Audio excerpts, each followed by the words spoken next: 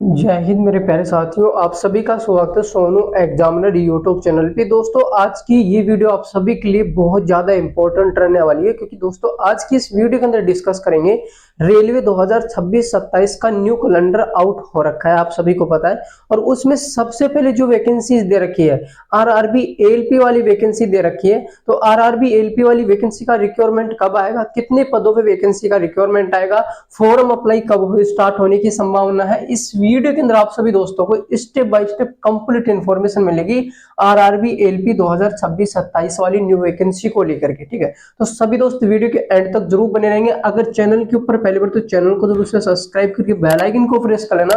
जब भी आपको आरआरबी एएलपी वाली वैकेंसी को लेकर के या रेलवे की तरफ से किसी भी वैकेंसी को लेकर के कोई भी अपडेट आता है तो उसकी तुरंत इंफॉर्मेशन आपको अपनी चैनल के माध्यम से मिल जाया करेगी। तो चलिए दोस्तों, वीडियो को ज्यादा टाइम वेस्ट ना करते हुए आगे की तरफ कंटिन्यू करते हैं।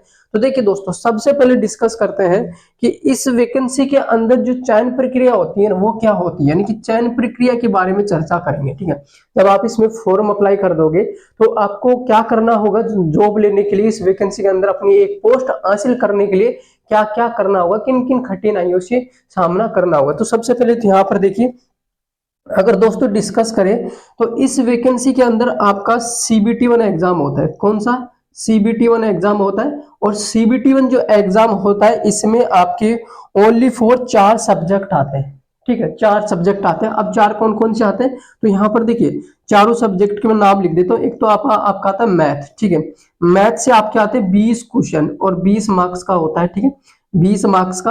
और नेक्स्ट पॉइंट पे रीजनिंग आता है आपका। ठीक है, रीजनिंग से 25 क्वेश्चन आते हैं, 25 मार्क्स के हो जाते हैं। ठीक है, और इसके बाद में जर्नल साइंस आती है आपकी। ठीक है, यानी कि जर्नल साइंस आती है 20 मार्क्स की और 20 क्वेश्चन आपके यहाँ पर हो जाते हैं, यानी कि 20 क्वेश्चन आते हैं 20 मार्क्स के। ठीक है, उसी हिसाब से फिर आपका यानी कि जनरल नॉलेज और करंट अफेयर दोनों को ऐड करके आपके आते हैं दोस्तों यहाँ पर, यानी कि जनरल नॉलेज जीके की बात करो तो जीके को ऐड करके यहाँ पर आपका 10 क्वेश्चन यानी कि 10 मार्क्स के। तो टोटल जो आपका सीबीटी 1 होता है ये होता है आपका 75 क्वेश्चन आते हैं, 75 मार्क्स का। ठीक है, 75 मार्क्स का। ठीक है, और इस पेपर को हल करने के लिए जो आपको टाइम मिलता है 60 मिनट का, यानी कि 1 घंटे का आपको टाइम मिलता है। इस दैट क्लियर। अब इसके अलावा सीबीटी 2 की बात करें तो यहाँ पर देखिए, यानी कि सीबीटी 2 एग्जाम होता है। फिर इसके बाद में जैसे आप इस एग्जाम को क्वालिफाई कर देते हो सीबीटी 1 को, तो इसके बाद आपका होगा सीबीटी 2। अब सीबीटी 2 में क्या क्या आएगा तो सीबीटी 2 में ओनली 4 आपके हैं दोस्तों, यानी कि 3 सब्जेक्ट। अब 3 सब्जेक्ट कौन कौन से हैं तो आपका यहाँ पर यानी कि मैथ आएगा, रीजनिंग आएगा और साइंस आएगा। ठीक है, और सीबीटी 2 होगा आपका 100 मार्क्स का। ठीक है, और 100 क्वेश्चन आपके होंगे, 100 मार्क्स का होता है, 100 क्वेश्चन आपके आते हैं। और सीबीटी 2 में एक और यानी कि आपका डिस्क्रिप्टिव पेपर होता है जिसके अंदर आपको लिखना होता है हल्का फुल्का सा, वो क्वालिफाई के लिए होता है, बस क्वालिफाई के लिए। ठीक है, और इसके बाद में आपका होगा कंप्यूटर बेस्ड टेस्ट, यानी कि कंप्यूटर बेस्ड टेस्ट आता आपका होता है, यानी कि सीबीएटी होता है। फिर इसके बाद में आपका documents verification.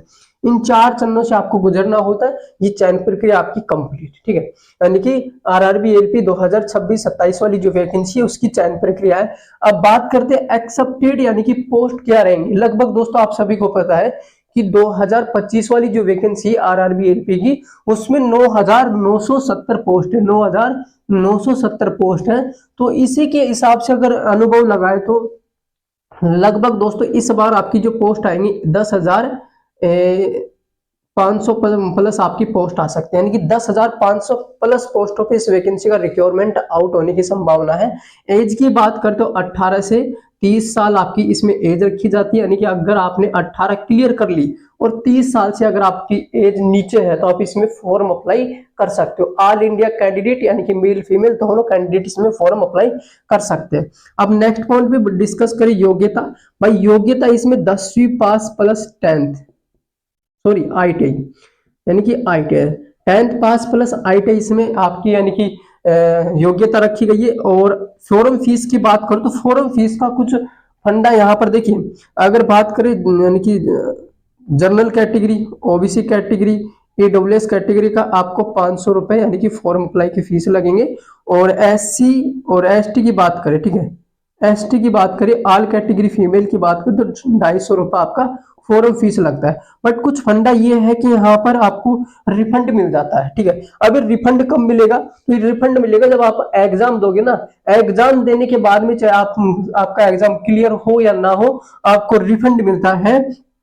General category, OBC category, EWS category को 400 रुपए, ठीक है। 400 रिफंड रिफंड के तौर पे मिलेंगे, और इन तीनों कैटेगरियों को 250 रुपए यानी कि रिफंड के तौर पे आपको मिल जाते हैं, ठीक है। अब नेक्स्ट पॉइंट पे डिस्कस करते हैं भाई। अब ये जो वैकेंसी आ रही है कब तक आ रही है, तो कब तक आने की संभावना है, तो लगभग दोस्तों देखो, यानी कि जो कैलेंडर आया है उसमें तो ये दे रखा है कि अब सॉरी, जनवरी से लेकर के अप्रैल तक ये वैकेंसी का रिक्वायरमेंट आएगा। पर ज्यादातर चांस है कि भाई जनवरी में तो ये वैकेंसी आएगी नहीं, आएगी ये वैकेंसी फरवरी में, ठीक है। फरवरी 2026 में इस वैकेंसी का रिक्वायरमेंट आएगा, और फरवरी में इसके फॉर्म स्टार्ट हो जाएंगे, क्योंकि 16 जनवरी तक तो दोस्तों आपका आरआरबी ग्रुप डी का एग्जाम चलेगा, यानी कि 16 जनवरी को आरआरबी ग्रुप डी का एग्जाम समाप्त होगा। फिर जैसे ग्रुप डी का एग्जाम समाप्त होगा तो रेलवे के पास एक और वैकेंसी का एग्जाम बचा हुआ है, और वह है आरआरबी एलपी 2025 वाली जो वैकेंसी है उसका एग्जाम स्टार्ट हो जाएगा। जैसे उसका एग्जाम स्टार्ट होगा और उसका एग्जाम समाप्त होने के बाद में फिर रेलवे का जो न्यू कैलेंडर आ रखा है उसमें सभी वैकेंसियों का धीरे धीरे आपका एग्जाम स्टार्ट हो जाएंगे। तो ये थी कंप्लीट इन्फॉर्मेशन, फिर मिलते हैं एक नए अपडेट के साथ।